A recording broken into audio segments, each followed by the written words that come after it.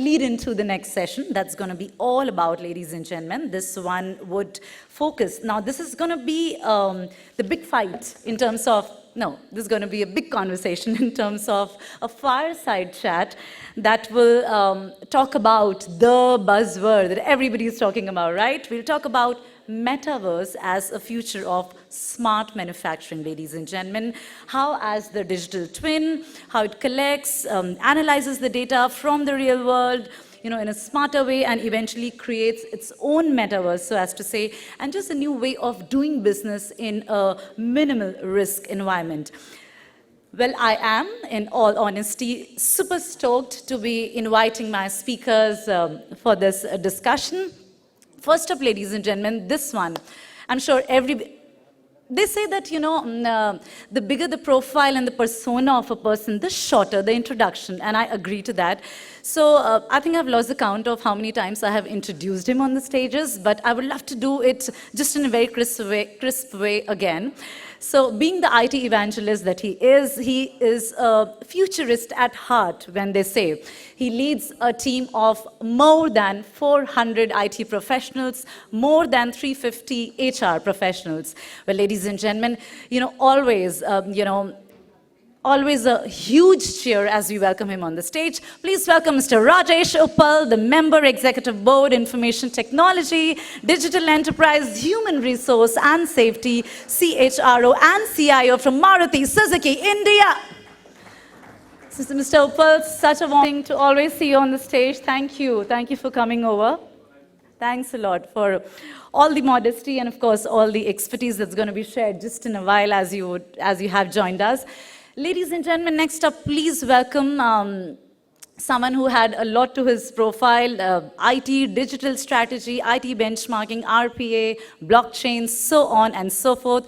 Please welcome, Zordar Taaliyon ke saath, let's welcome the Chief Digital and Information Officer from Cairn Oil and Gas, Sandeep Gupta. Could we please have you on the stage? A very, very warm welcome. And what an elite set of minds really joining us. Ladies and gentlemen, let's welcome now the one who's going to be roping in all the conversation, extracting all the perspectives. Please welcome the chairman from MentorKart, our moderator, Vijay, Sethi. Vijay, hi, and a very warm welcome. Looks like it's going to be good vibes on the stage. Thank you for joining. Very good to see you as well. Vijay, I'm going to hand it over to you. Thank you. Thank you very much for this nice introduction. And the way you put it was brilliant. So wonderful. I think you deserve a huge round of applause from that perspective. So, ladies and gentlemen, first of all, thanks to Economic Times for inviting all of us, inviting me and two of my friends onto the stage for a word, for something, for a concept called Metaverse. I know it was, roughly around 13 odd months back when suddenly people started talking of Metaverse. When I say 13 months, maybe somewhere around end of October when Facebook suddenly said that their name is being changed to Meta. So that was last year. And then people started thinking, hey, what is Metaverse here? Metaverse is not new. It's been there for ages. People have been talking of working on Metaverse, but suddenly it came into the lives of people. So then people started exploring as to what Metaverse. Parallelly, there's another thing which was going on, or which is going on Earth, which is Industry 4.0. Now, what exactly is Industry 4.0? Again, we go back to our engineering days, Industry 1.0, when steam engine came in, people moved their entire industry from homes to the factories. Industry 2.0, electricity came in. 3.0, when computers came in and all the factories that you see, all the robots and computerization, CNC machines, so many things came. And then came Industry 4.0. So people have been talking of Industry 4.0, smart manufacturing, the so-called cyber physical systems as to how the machines can really talk. And today's topic, Metaverse and smart manufacturing. So I think this new concept from that perspective, not very many people have really worked on this. Not very many people have applied these concepts. As of now, Metaverse is being explored. It's a very new concept from that perspective. But before I go to two of my friends out here, I just wanted to spend a minute or two more on Metaverse with each one of you. So when Metaverse came in, so we had been reading that, okay, there are global organizations like Adidas, Nike, all these guys are trying to put up something on Metaverse. So there were some platforms, if I can use the technical word, like Sandbox, Decentraland, where you can actually go and buy land on Metaverse. So it's all virtual. So you can go and people were buying, and people are still buying a lot of land on some of these platforms. But then we thought whether this would really happen in India. Is it something which is being done in US? If not in US, maybe some parts of Western Europe, those guys are way ahead of us in using some of these. And even if it comes to India, will it be really the top-notch organizations, or will it be something else? And suddenly we came back with a news on a public sector bank. I don't know how many of you are aware of this. There's a public sector bank called Union Bank of India. Some of us have accounts over there. Suddenly they announced that they have a lounge on the Metaverse. And that really changed that people, it's not just the corporate, everyone is really getting into this. And then I'll leave one more piece of information. So all of us, or some of us, who really love Punjabi songs. So there's a guy called Daler Mehndi, and most of us would surely be knowing him. He actually did a concert on Metaverse. So he became the first Indian to do that concert on Metaverse. So Metaverse has been going on for quite some time. And another thing which is happening tomorrow, 2nd of December.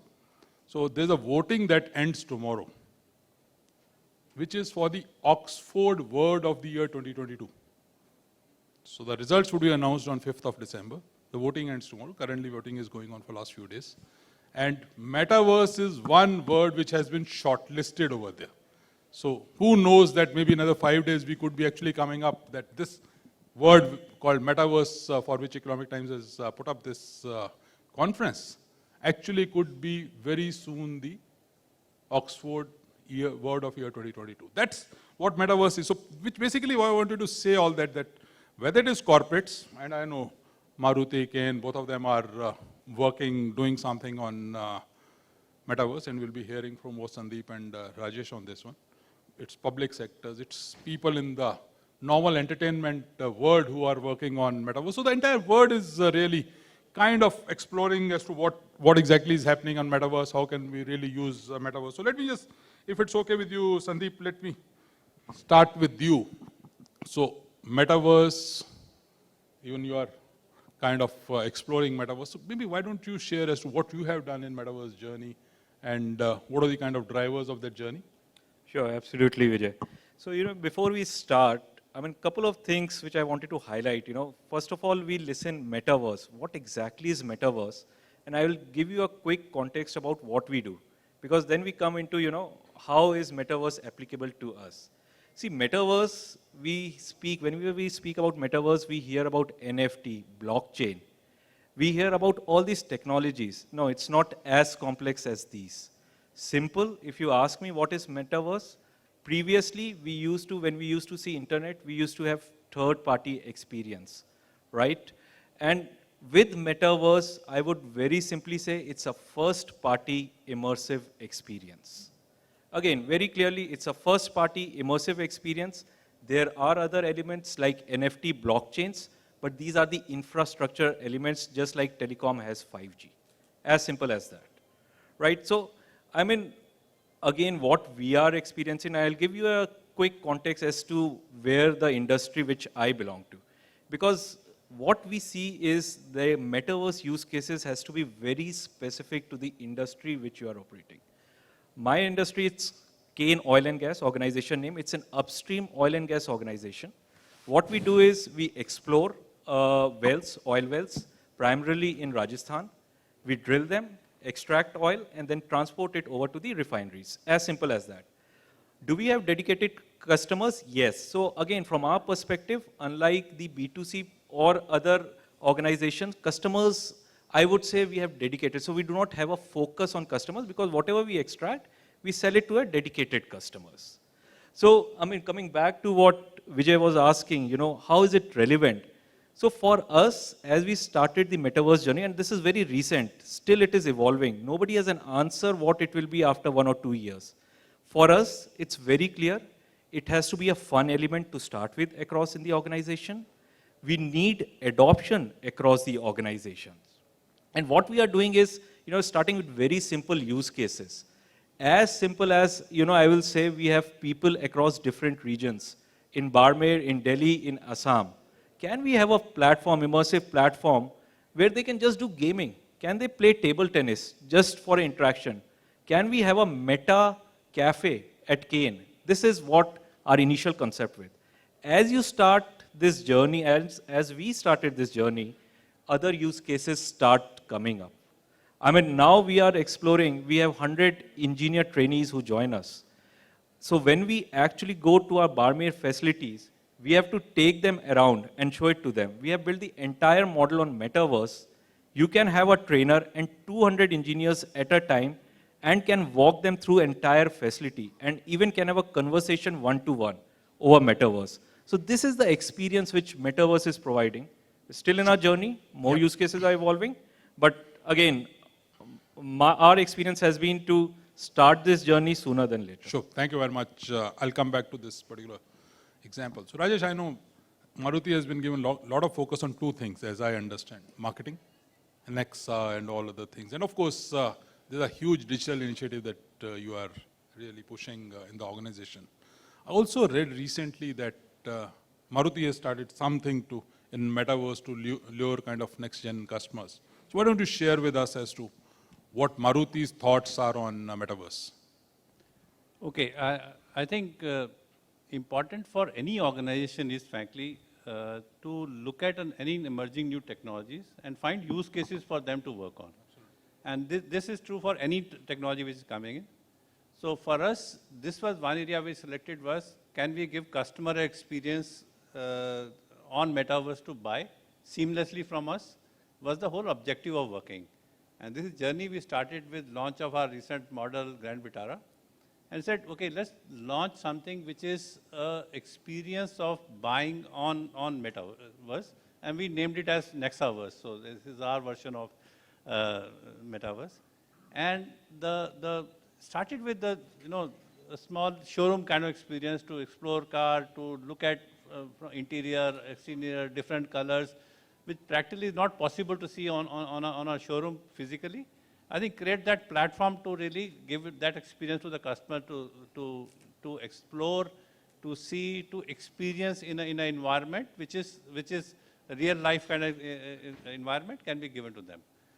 But going forward, I think this whole platform will emerge into that, okay, how you configure your car, how you accessorize your car, how do you really apply online for finance for the car, and then getting a deal closed till that time and all. I think this will be a platform which will be available to customer to use that. I think for a Nexa, which is a brand we have created as a premium channel, we thought this would be a good supplement to that brand value of the Nexa for all the products which we are there to showcase and create that kind of experience for the customer, which they are normally getting at Nexa as a separate experience than our Arena channel. I think that's supplementing that. Fantastic. So Rajesh, as you explained, Nexaverse, and even the reason as to why you thought this could be very nice. So let me come back to Sandeep. So Sandeep, we heard from Rajesh on when they did this Metaverse experiment, or are they doing this Metaverse experiment? So there's a reason behind that, and what's the value that they're trying to drive. Now coming back to the two examples that you gave. So one was that, okay, you're doing something on Meta Cafe, if I remember. Second, you said that you take all your engineers, kind of create a digital twin where they really look at the entire factory. Why did you really decide these two use cases, and what is the thought process behind this? And what benefits do you expect out of this, or is it just being done to showcase Cairn as maybe a tech-savvy company? A very important question, Vijay. Again, see, the whole idea right now is experiment. We all are experiment. Metaverse, we have to still find relevant use cases. I mean, both these use cases was clear objective is to drive adoption and let people understand.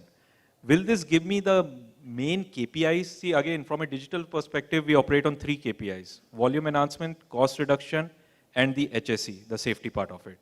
Will these 2 use cases give at this point of time? Probably not. But then, once we experiment, there are very specific use cases specifically around digital twin. See, and I'll take probably 30 seconds to explain what we are doing around this. See, digital twin, again, there are two parts to this. One is the process digital twin, where you build a replica of your entire plant. We are already building a digital twin for our gas plant. And there can be digital twin, which is specific units, for example, just the boiler. So you want to have a digital twin of a specific component. So now as we build the digital twin, the question always comes is, what is digital twin, what is metaverse, and how both of them go together, right? Ultimately, how we see is, you can create a digital twin of this universe also. I mean, you build in each and every activity and you find out before it goes live what will be the result of it. We have built a digital twin of our processes. This is the core process. There would be a digital twin on our supply chain as well. Ultimately, we see metaverse and amalgamation of these digital twin on a single platform in an immersive way. This is where we are getting. This is our goal and objective, more from our core functions. Fantastic. So just to add what Sandeep was saying on digital twin, say for example, if you have a factory in which you are assembling, say Rajesh's Maruti factory where you're assembling cars. Now, you can actually create a digital twin of the entire assembly line.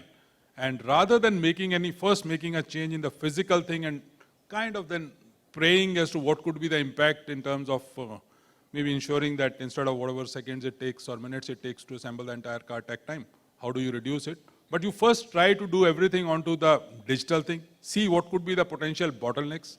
And also, of course, the point that Rajesh spoke about, so Sandeep spoke about ensuring that even the new guys who are joining in, how do you really train them rather than taking all of them and telling them the nuances? It actually ensures that whatever you're telling, number one, it becomes uniform. Number two, you really don't kind of waste time of a lot of people on the shop floor who may not be into that particular activity. So that's how many of the companies are looking at metaverse. So Rajesh, we heard Sandeep on these, and you also gave wonderful examples on Nexa and others. Anything that you want to add as to what could be the potential use cases or potential business case or the reasons why people could look at metaverse?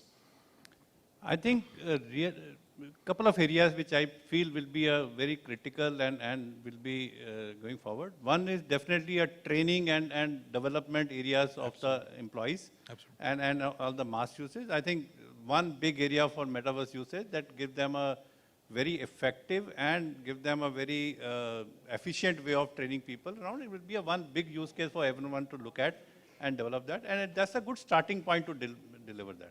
In fact, we build something on, we have workers to work on a height over there and all. And if you have height phobia, and we used to find a problem of people going there and fainting over there and all. So we created an environment where you have an experience of working at heights and then being trained to really work on that area was one use case we did long back to that, very effective and very to work on. But more than that, I think, so this is one area of work definitely will be important. But coming to digital twin area around, I think it will be very, very important to really visualize what is happening on the shop floor with digital twin in place. So I think we have a big smart factory program which is being run. We are connecting each and every element of shop floor, all with respect to the parameters of manufacturing, the vibration sensing around that, and also the power usage on that and all.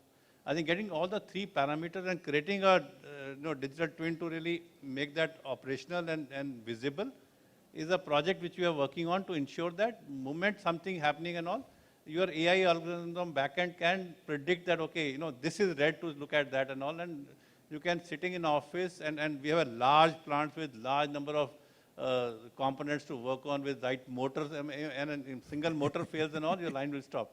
So how do you make sure that you have the capacity or capability to really monitor everything real time and visualize that okay, this could be a problem and all, and then take a corrective action? Or maybe going forward, we are also building a lot of predictive algorithm on that, so that we can also saying, okay, your current condition is this, but it's going to fail in next time, so that this weekend you can work on that and improve on that would be. And so creating a visualization of that whole smart factory would be a second big use case going forward to work on. Absolutely. Industry 4.0, I think, if you really look at the concepts, people are working towards how do I really ensure that my costs go down, my repeatability increases, quality increases, and perhaps one of the most important thing is how do you ensure that my downtime goes down? And there you do two things. One is, of course, you create a digital twin of your entire factory. And second is you train your people on a metaverse kind of thing, immersive, the word that Sandeep used. And that's where then those guys are ready and you tend to ensure that your downtime on the shop floor is actually almost zero or maybe zero. And that could be one big advantage as far as this thing is concerned. But before I come back to you, Sandeep, I can see the time. Maybe just a quick comment from the audience if anyone wants to have a question either for Rajesh or Sandeep or anyone who wants to add anything. Otherwise, I'll move on. Anyone? Anyone from the audience who would like to share anything or ask a question to our panelists? No. Okay. So they're not really, there's no question as such. Maybe everything is clear or people are trying to absorb as to what is happening. So, Sandeep, I spoke about Industry 4.0, how it can really help in reducing this. But from your perspective, things like remote condition monitoring, any other area, whether at Barmer or any other location where you feel can really, how do you think over a period of time one can build a business case for Metaverse? Very quickly. I know we are running out of time, but... See, I will keep it very simple and crisp here. Anything which requires multiple people, which requires design, experimentation, which requires annotation, Metaverse is the right technology for that. I think that's a wonderful point. Annotation, which requires annotation also. Right. You want to explain that? Take 20 more seconds to explain that piece. Yeah, so for example, I'll take my example. So whenever we drill well, there's a lot of data which comes. There are multiple teams which decide.